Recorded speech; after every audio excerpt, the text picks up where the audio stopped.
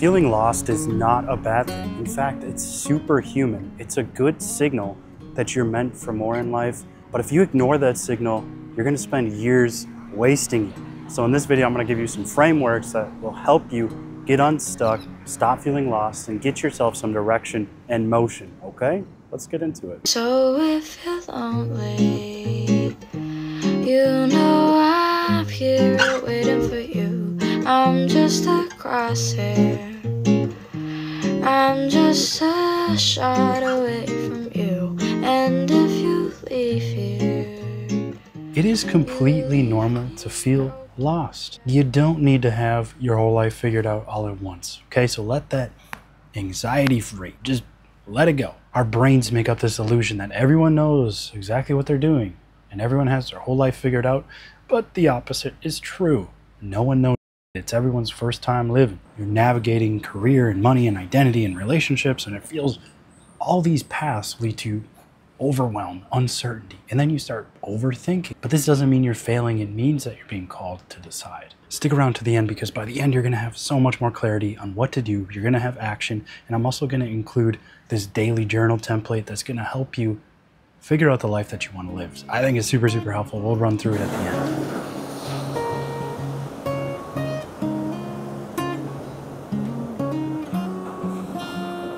Our first framework is motion. It's movement. If you take the E out of emotion, you get motion. You need action, you need motion, brother. The motion of the ocean. Inaction is a slow death. It causes us this rumination. Feeling lost is a state of inaction. So action is the antidote. Movement is medicine, taking action towards something. Psychologists call it behavioral activation. The idea that action comes before motivation. You don't wait to feel better to get yourself to move. Moving makes you feel better. Not only do I mean motion and movement like physically, I also mean towards the action that you're inevitably putting off. A lot of times that's where feeling lost in inaction comes from.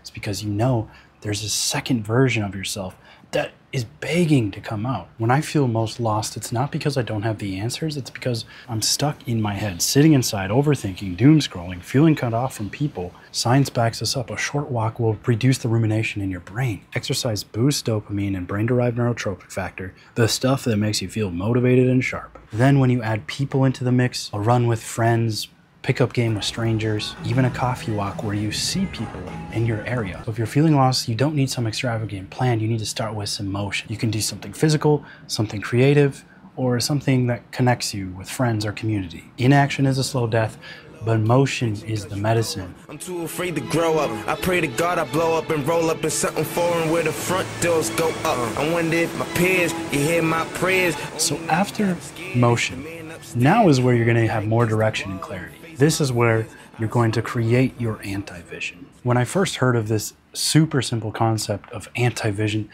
my whole world gained clarity. I first heard it from Dan Coe, who's a writer, author, makes YouTube videos too. It's so simple. Instead of imagining your dream life, trying to figure out what to do with your life, you flip it. You figure out the life that you absolutely refuse to live. You would never ever live this life. Me at the time, I realized if I kept living this life every single day, I'd end up in a job I hated and wondering where the years of my life meant, realizing that I was not at all doing what I was meant for, what my God-given talents were. It was the kick in the ass that I needed. A lot of people who are stuck in this feeling lost thing realize that they don't fit in with the average life. They reject the average life. And when you're creating your anti-vision, you have to think about you yourself, not what you think your parents would want you to do, not what your friends want you to do. Think, what is the actual life that I would hate to live? And it gives you so much clarity. For me, a big thing is I don't want to be working a job that I hate. I don't want to feel like I'm wasting my hours. I don't want a life where I feel isolated from others. I want a wife that despises me, yells at me constantly. And I was like, go get me a goddamn beer. Obviously, I want like a loving family. So yeah, it's part of my anti-vision. Maybe your dream is Microsoft Excel. Typing in crunchy numbers from fucking 8 to 5 or even longer all week. But that ain't my dream. So that one's on my anti-vision. I picture myself with a beer belly. I ain't want to do that. That ain't part of my life. That's on my anti-vision. When you're lost, everything feels like an option. And too many options leave us with anxiety, and it's paralyzing, right? You don't know what to do. It's paralysis of analysis. Saying no to the life that you refuse to live gives you so much clarity on the direction you should head towards. That's your North Star. So try this. Write out 10 things, the future you absolutely would never tolerate, the habits, environment, and people. That list is your guardrail. Once you've drawn out these boundaries, you need a little bit more direction from there. An author who I really like, Robert Greene, in his book Mastery, he talks about how your life's task, the compass of your life, what you should be doing with your life, often traces back to the things that you loved doing as a kid, the skills and talents, God-given talents that you had, that you were better than, that you could spend hours in getting lost in as a kid. Think about those activities that feel easy to you, that feel natural to you, that feel fun to you, the things you loved as a kid. I loved all sorts of competitions and leading and coaching and teaching. I loved exploring outdoors. I could get lost outdoors. I'd spend all day outside. You will not find your life's task by sitting around. This ties back to the motion. You build it through experimentation, through different jobs, and all of this information begins to add to your identity capital. Don't just drift into a life you'd hate. You need to experiment. Even then, once you figure this out, this is where it gets a little controversial. Everyone is so goddamn selfish today. It's, I don't care about me. No, it's not about you. Okay, Viktor Frankl. He was a Holocaust survivor and a psychologist, and he wrote the book Man's Search for Meaning. A great book. You have to read it if you haven't. But basically, he argues the opposite of what society wants to hear today.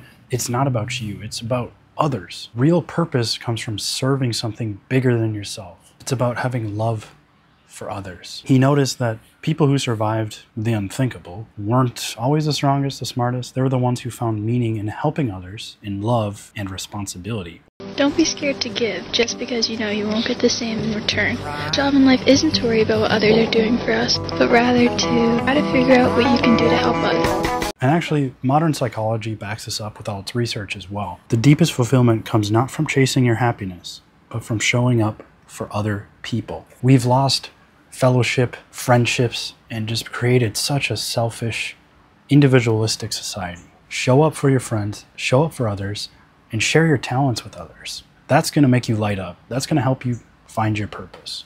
We've had some motion. We found our anti-vision. We've looked at things, talents that we have, that we've had since we were a kid, and we've learned that we need to service those out to others. That intersection, where all those things meet, that's your North Star, buddy.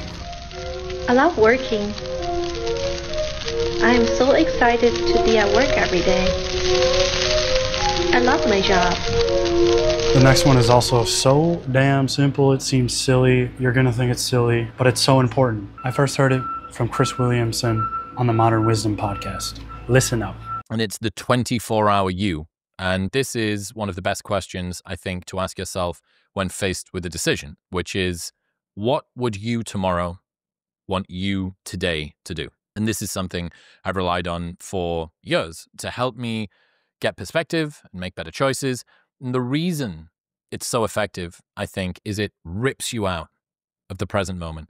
It stops you from relying so heavily on the confused chemical signals coming from your body. Instead, it gives you a bit more distance, depersonalizes the decision, helps you treat yourself like a friend you're responsible for helping. It forces you to optimize for long-term thinking instead of immediate gratification. Decisions are not being made for you now.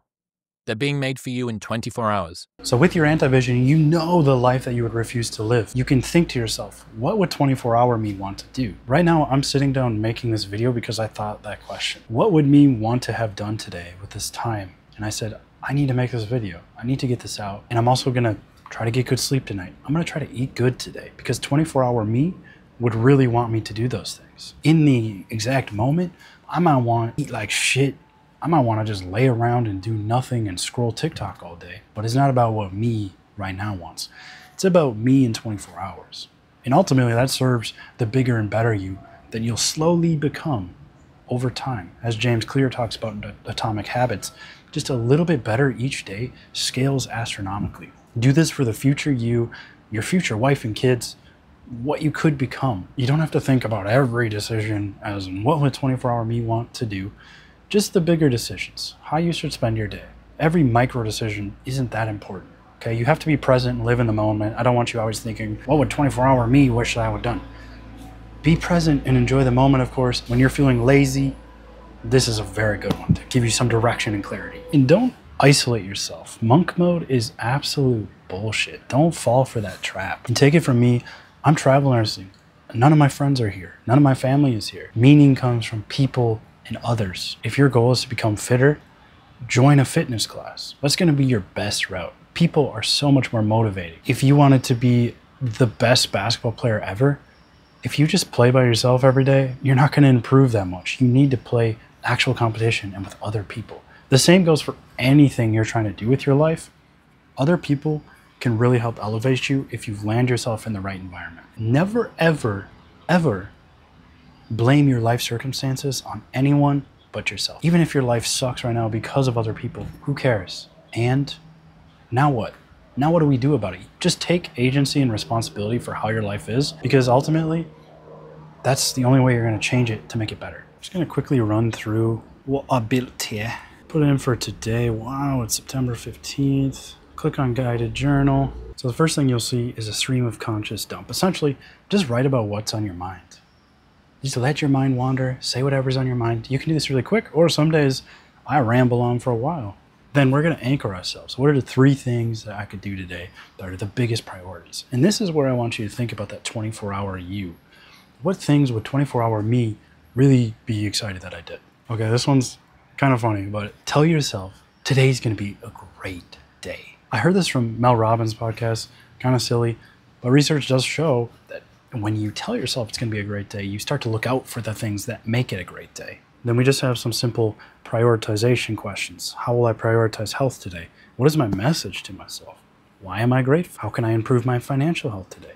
What can I be excited about today? So this journal, filling this out in the morning is going to help you just be so much more intentional about your day. You'll start to give yourself a little clarity about how to go about the day. Then there is the evening journal. I find the evening journal really helpful. A moment I really appreciated, makes you a little more grateful. Another stream of conscious if you want. I don't always do that one. Biggest win for the day, definitely write that one. These are just good questions to ask yourself every night. The more you do this, the more you start framing your mind in a different way. I also love the scorecard, a 0 to 5. I find that I'm really harsh on myself, and over time I've become less harsh on that. But again, it's just rewiring your brain to think about these things so that you don't live just wasted, pointless days. So after I do the morning section, I actually copy and paste this, and then I have a ChatGPT thread that's called like daily journal accountability. And I just throw it in there. And sometimes it gives me like recommendations for the day. Sometimes it'll give me some advice. And I like that. I also copy and paste, throw in a ChatGPT, just a little reflection. And it's really quick. This does not take long at all. A lot of times I would do this on my walks in the morning to work. I would just have my AirPods in and I would just dictate to my phone about, I would write this stuff in. Super helpful. Then at night I would just be, laying on the couch, laying on bed and just quick write it in or dictate it in. And so, what are we going to do today, kids? We're going to have some motion. Take some action towards that project you've been putting off or the fitness goals you have. You have to start now because over-rumination, overthinking is what's making you feel this way, okay? You're going to write out your anti-vision. What's the life you would hate? Picture yourself in 10 years with that beer belly with that wife yelling at you and you have a gambling addiction. That's not the life you want. And 3, think about the 24-hour you. What would you be happy that you've done? Remember, serve others. Don't be a selfish little son of a butthole.